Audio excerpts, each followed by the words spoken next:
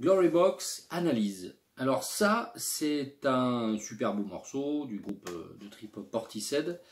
Et c'est aussi une conduite harmonique qui est assez récurrente et qui est beaucoup utilisée en fait. Qui est le concept de la basse descendante. C'est-à-dire que sur notre morceau donc de Portishead, qui est en mi bémol mineur, c'est la tonalité du morceau. Voilà, on a une basse descendante qui fait mi bémol, ré bémol, do et si. Donc, voilà. Et c'est ça qui tourne tout le long, tout le long, tout le long.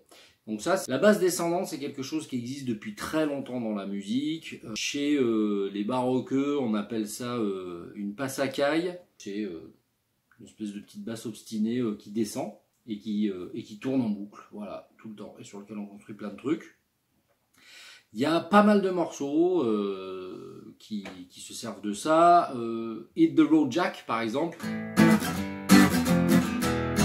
Donc La mineur, Sol majeur, Fa majeur, Mi majeur. Ça c'est aussi le Matou revient de, comment il s'appelle, Steve Waring. Le Matou revient, le jour suivant.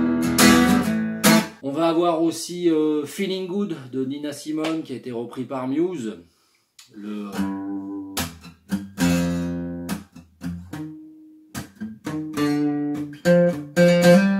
On a évidemment donc Glorybox de Portishead.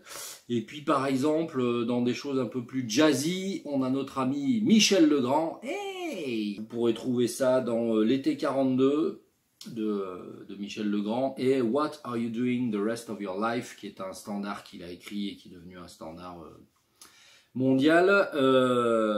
Voilà, où il se sert vraiment de tout ça. Si je reviens sur Glorybox, j'ai donc en fait mi bémol mineur qui va tourner tout le temps avec ma basse qui descend. Voilà. Et donc je vais toujours avoir mon mi bémol et avec une basse qui change. Voilà, vous regarderez sur la vidéo. Le clavier, c'est vraiment, je plaque ma triade de mi bémol et puis après je fais juste changer la basse et je garde tierce et quinte. Voilà, et donc ce qui fait que ça peut nous amener à diverses interprétations et diverses manières de nommer les accords. Parce que donc j'ai bossé avec deux potes là, excellents musiciens, et on a un peu discutaillé ensemble, et selon qu'on est guitariste ou clavier, ou enfin on ne nomme pas les choses de la même manière.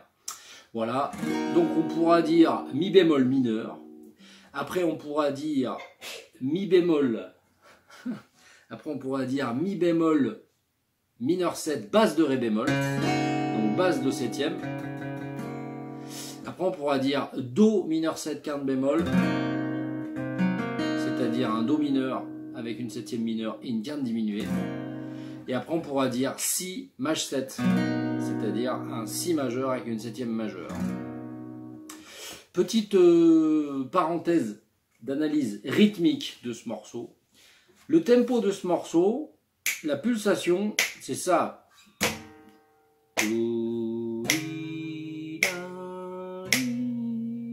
Donc on pourrait se dire, bon ok, ça c'est ma pulse. Donc j'essaye de faire la subdivision qui suit, donc des croches. Donc du coup je pourrais me dire, hey, c'est binaire. Mais pas du tout, parce qu'en fait si je subdivise la croche, je ne vais pas la subdiviser en 4 doubles croches, mais je vais la subdiviser en 6 doubles croches. C'est takata takata tikiti tikiti 1, 2, 3, 4, 5, 6, 1, 2, 3, 4, 5, 6, 1, 2, 3, 4, 5, 6, 1, 2, 3, 4, 5, 6, 1, 2, 3, 4, 5, 6, 1, 2, 3, 4, 5, 6. C'est un morceau qui est ternaire en fait, mais qui est un faux ami, c'est-à-dire sur la première subdivision de la pulsation, ben en fait on pourrait se faire avoir et dire ah, tiens c'est binaire, mais en fait pas du tout.